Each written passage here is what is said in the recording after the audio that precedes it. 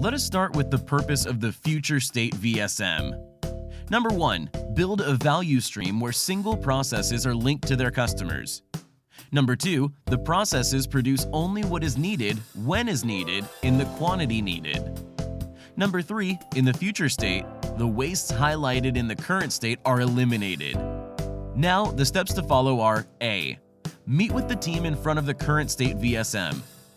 B. Take a red pencil and start discussing and noting improvement opportunities by answering this set of questions. What is the takt time of the value stream?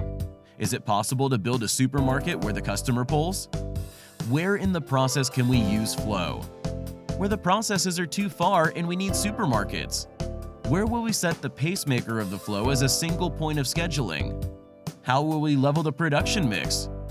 What increment of work will we consistently release? What improvements will be necessary? i.e., improve uptime, improve quality, improve changeover time. Okay, after this set of questions, you should have a current state VSM full of Kaizen burst. It is time now to draw the future state by using new symbols as Kanban, pull, supermarket, FIFO, etc.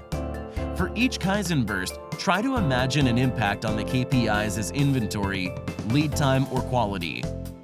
Well, in the description below, you'll find bonus material to go into details. Subscribe to my channel now.